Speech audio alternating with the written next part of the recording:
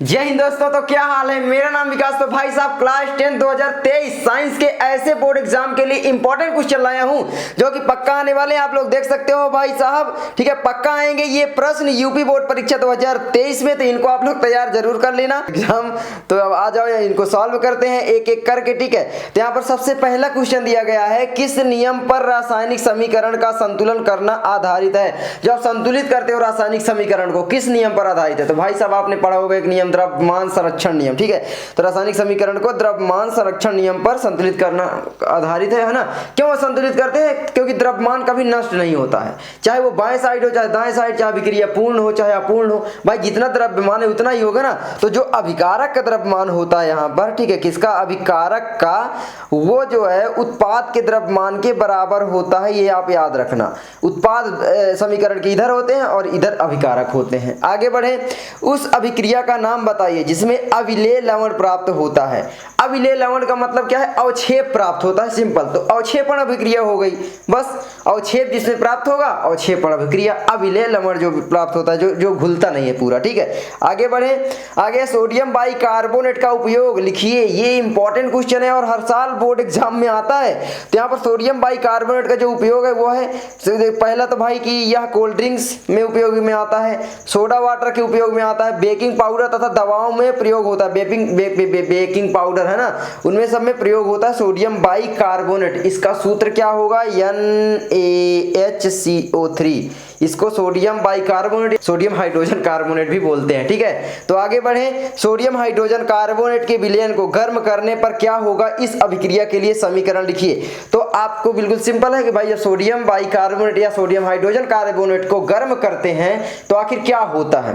तो बिल्कुल सिंपल है भाई कि सोडियम कार्बोनेट बनता है। लेकिन यहाँ पर एक मिस्टेक हुई है कि भाई सोडियम कार्बोनेट के साथ साथ कार्बन डाइऑक्साइड गैस भी बनती है, ठीक है, और यहाँ पर जल भी बनता है। तो ये आप लोग याद रख लेना। थोड़ा सा मिस्टेक थी तो मैंने सुधार दी, ठीक है भाई, सही से टाइप किया करो यार, है ना। आगे बढ़ें, आगे धोने के सोडे के दो उपयोग लिखिए। तो धोने के सोडे के दो उपयोग कौन कौन से हो सकते हैं? फर्स्ट नंबर, कांच, साबुन एवं कागज उद्योग में जो धोने का सोडा होता है। दूसरा, जल की स्थायी कठोरता को हटाने के लिए, कपड़े की धुलाई के लिए भाई धोने के सोडे का उपयोग में लेते हैं भाई, भैंसों की धुलाई के लिए। आगे बढ़े, दो धातुओं के नाम बताइए जो प्रकृति रूप में मुक्त अवस्था में पाई जाते हैं। मुक्त अवस्था का मतलब है कि भाई जो लड़ाई नहीं करती हैं। बहुत सारी धातुएं, सोडियम ले लो, पोटेशियम, सबसे लड़ती रहती हैं। कहीं भी फेंक दो भाई, पानी में फेंक दो, आग पकड़ लेगी, लड़ाई कर लेगी तुरंत। लेकिन कौन सी ऐसी धातु है जो कि मुक्त अवस्था में पाई जाती हैं, जो कि लड़ाई नहीं करती हैं? जो भाई आप लोग खरीदते हो, गहनों में प्रयोग में आता है, क्या आता है? सोना, चांदी, वो मुक्त अवस्था में पाई जाती है, इसीलिए सभी लोग खरीदते हैं। वरना वो लड़ाई करके नष्ट हो जाएंगी तो फिर कौन खरीदेगा? वो चाहे जब तक रखी रहे वो रखी ही रह जाएंगी, वो खराब जल्दी नहीं होती है, इसीलिए तो उसको खरीदते हैं। तो सोना और चांदी, कॉपर को भी बोला जाता है लेकिन कॉपर थोड़ा बहुत रिएक्शन करता है, ठीक है। आगे बढ़े, चांदी भी करती है लेकिन, ठीक है। आगे बढ़े, खनिज तथा अयस्क की परिभाषा लिखिए। खनिज क्या है, अयस्क क्या है? ये आपकी सोशल साइंस, साइंस में सोशल जोड़ दो, उसमें भी ये क्वेश्चन 2 नंबर का आता है और आया भी था। तो खनिज क्या है? धातुओं के यौगिक पृथ्वी के अंदर खानों में जिस रूप में पाए जाते हैं खनिज कहते हैं, या भूपरपट्टी में जो खानों में भूपरपट्टी में नीचे दबे होते हैं वो खनिज होते हैं। बिल्कुल सिंपल परिभाषा है ना, ये रटने की चीज नहीं है, आपको आपके दिमाग में रहेगी, बनाकर लिख देना है बस। आगे, अयस्क क्या है भाई? अयस्क जो है ऐसे खनिज जिनका निष्कर्षण हम करें और हमें फायदा होता है, चाहे वो आर्थिक रूप से हो, पैसों भाई पैसा ही पैसा होगा, तो ये है ना। तो वह खनिज जिसमें धातु का निष्कर्षण लाभप्रद एवं आर्थिक दृष्टि से उपयोगी होता है अयस्क कहलाता है, ठीक है। तो ये हो जाता है।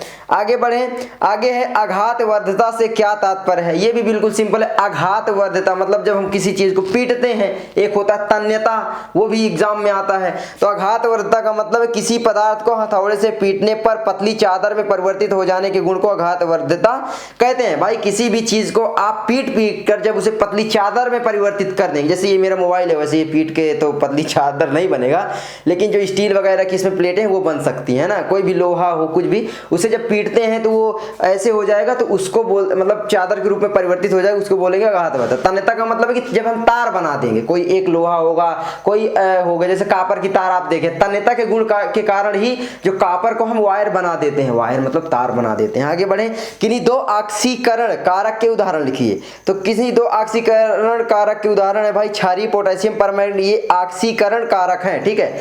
इनको बोलते हैं उत्प्रेरक भी इनको बोला जाता है। क्या बोला जाता है? उत्प्रेरक, ठीक है। ये उत्प्रेरक के काम आते हैं, ये है, ठीक है। तो उत्प्रेरक बोलते हैं। तो क्षारीय, पोटेशियम परमैंगनेट, इसका सूत्र क्या होता है भाई मैं बता दूं, KMnO4, ठीक है, ये फार्मूला होता है। आगे अम्लीय पोटेशियम डाइक्रोमेट, पोटेशियम डाइक्रोमेट का फार्मूला क्या होगा भाई? पोटेशियम डाइक्रोमेट यानी के, तो यहाँ पर हो जाए K2Cr2O7, ठीक है। तो ये हो जाता है आपका फार्मूला। आगे बढ़े, आगे हिंदी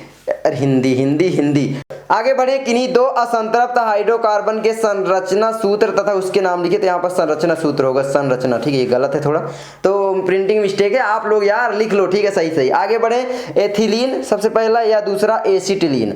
तो इसका फार्मूला ये है, देखो बस बिल्कुल सिंपल है। डबल वाले जितने भी डबल आबंध वाले होंगे वो असंतृप्त हाइड्रोकार्बन होंगे। असंतृप्त हाइड्रोकार्बन का सीधा सा मतलब है कि उसमें डबल बंध होगा कार्बन कार्बन के बीच। तो चाहे वो आप ले लो C2H4, ठीक है, ये है आपका C2H4, या C3 ले लोगे तो H कितने लगेंगे उसके सूत्र में रख दोगे तो आ जाएगा, है ना। आगे बढ़े, ये एक हो जाता है, ठीक है। आगे बढ़ें, चाहे डुअल बंध हो चाहे तीवल बंध हो, दोनों ही असंतृप्त हाइड्रोकार्बन होते हैं। आगे एसिटिक अम्ल के आयनीकरण का समीकरण लिखिए। एसिटिक अम्ल के आयनीकरण का मतलब क्या है? उसको आयन के रूप में तोड़ना, जो एसिटिक अम्ल होता है। तो एसिटिक अम्ल का जो सूत्र होता है CH3COOH होता है। तो इसमें H plus ion plus CH3COOH minus ion में टूट जाता है, तो यही इसका हो जाता है आयनीकरण। जैसे HCl का आयनीकरण आप कैसे करोगे? बिल्कुल सिंपल है भाई, H प्लस आयन में टूटेगा और Cl माइनस आयन में। इसी तरीके से H2SO4 चाहे कर लो, चाहे कोई भी कर लो। आगे बढ़े, आगे आधुनिक आवर्त नियम लिखो। तो आधुनिक आवर्त नियम क्या है? तत्वों के भौतिक एवं रासायनिक गुणधर्म उनके परमाणु क्रमांकों के आवर्ती फलन होते हैं।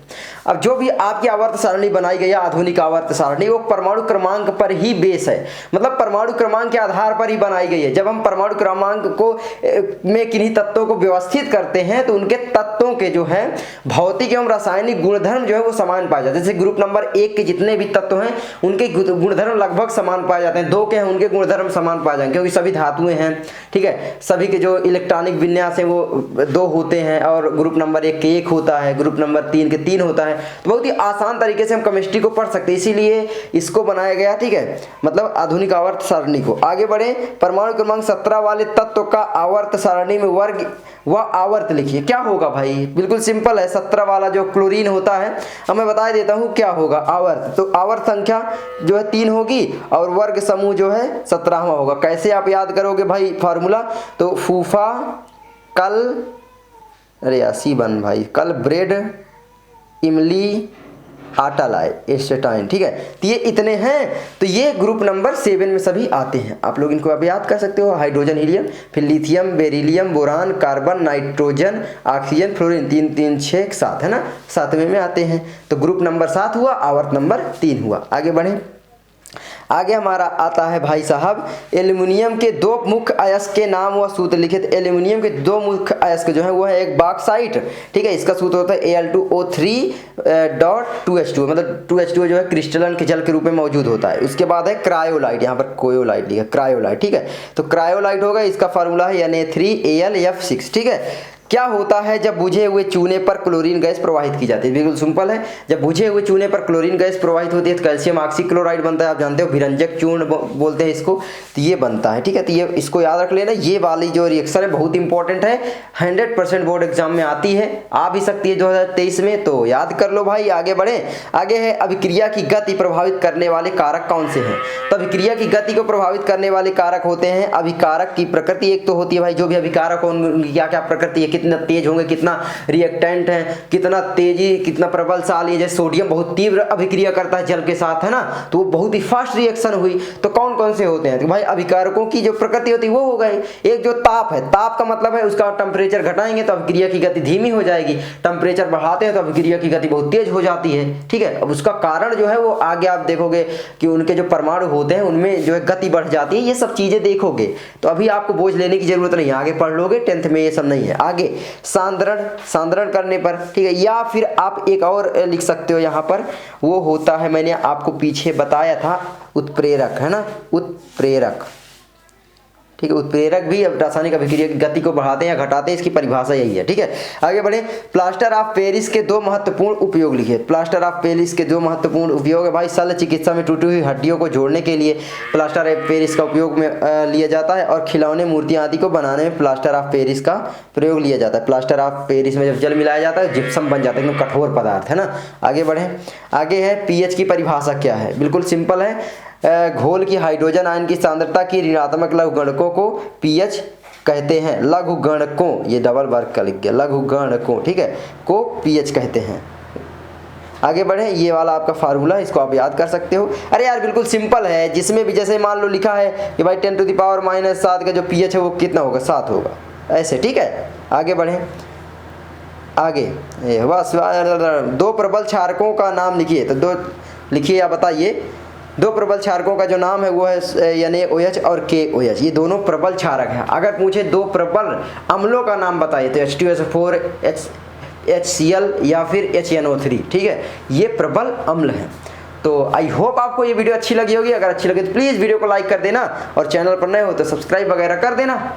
और बस वो जो पता नहीं लाल लाल बटन दिखता है वो ग्रे हो जाता है, और कोई बोलता सफ़ेद, ट्राई करके देख लो क्या होता है। तो प्लीज़ सब्सक्राइब।